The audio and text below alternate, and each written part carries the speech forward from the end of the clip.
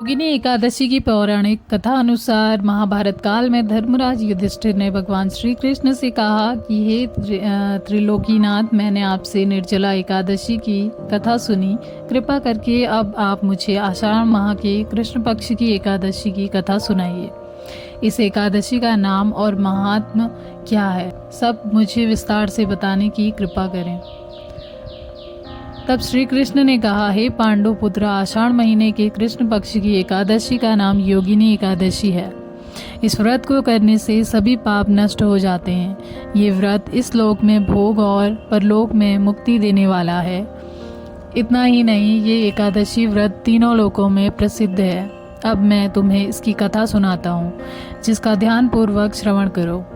अलकापुरी नामक नगरी में कुबेर नाम का एक राजा राज्य करता था, जो भगवान शिव का बड़ा भक्त था। उनका हेममाली नाम का एक यक्ष सेवक था, जो पूजा के समय पूजा के लिए फूल लाया करता था। हेममाली की अति सुंदर स्त्री थी, जिनका नाम विशालाक्षी था। एक दिन हेममाली मानस सरोवर से पुष्प लेकर आया, लेकिन काम सख्त होने के कारण वो पुष्पों को रखकर अपनी स्त्री के साथ रमण करने लगा। उधर हेममाली की प्रतीक्षा करते करते जब राजा कुबेर को दोपहर हो गई, तो उन्होंने क्रोधपूर्वक अपने सेवकों को उसका पता लगाने के लिए कहा। सेवकों ने उसका पता लगाकर राजा को बता दिया कि क्यों वह पुष्प लेकर नहीं आया है। सेवकों की बात सुन राजा कुबेर ने हेममाली को बुलाने के लिए कहा। तब डर से कांपता हुआ हेममाली राजा के सामने उपस्थित हुआ। राजा ने कहा, तूने मेरे परम पूजनीय भगवान शिव जी का अपमान किया है। अब मैं तुझे श्राप देता हूँ कि तू अपनी स्त्री के वियोग में तड़पेगा और मृत्युलोक में कोढ़ी का जीवन व्यतीत करेगा। कि श्राप देते ही वो तत्क्षण स्वर्ग से पृथ्वी पर आ गिरा और श्राप के अनुसार वो कोढ़ी हो गया। इसके अलावा उसे स्त्री का वियोग भी सहना पड़ा। मृत्युलोक में आकर उसने भयंकर कष्ट भोगे, लेकिन भगवान शिव की कृपा से उसकी बुद्धि मलिन न हुई और उसे अपने पूर्व जन्म की बातें भी याद रही। मृत्युलोक में अनेक कष्टों को भोगता हुआ वो हिमालय पर्वत की तरफ चल पड़ा। कई दूर चलते चलते वो मार्कंडेय ऋषि के आश्रम में जा पहुंचा। ऋषि को देखकर हेममाली उनके पास गया और उन्हें प्रणाम करके उनके चरणों में गिर पड़ा।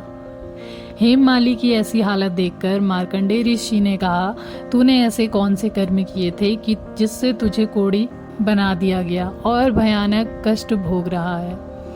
इस पर हेममाली बोला, हे मुनि श्रेष्ठ, मेरा नाम हेममाली है।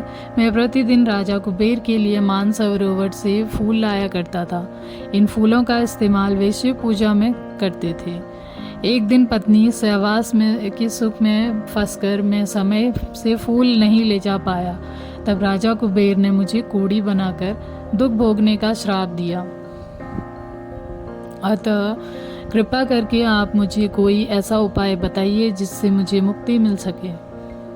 इस पर मार्कंडेय ऋषि ने कहा, हे हेममाली, मैं तेरे उद्धार के लिए एक व्रत बताता हूँ। तो आषाढ़ माह के कृष्ण पक्ष की योगिनी एकादशी का व्रत रख। इससे तेरे सारे पाप और श्राप नष्ट हो जाएंगे। महर्षि के वचन सुन हेममाली ने विधि पूर्वक ये व्रत किया। इस व्रत के प्रभाव से उसे अपना पुराना स्वरूप मिल गया और वो अपनी स्त्री के साथ सुखपूर्वक रहने लगा। भगवान श्री कृष्ण ने कहा, हे राजन, जो मनुष्य योगिनी एकादशी की कथा को पढ़ता है, उसे 88,000 ब्राह्मणों को भोजन कराने के बराबर फल प्राप्ति हो जाती है।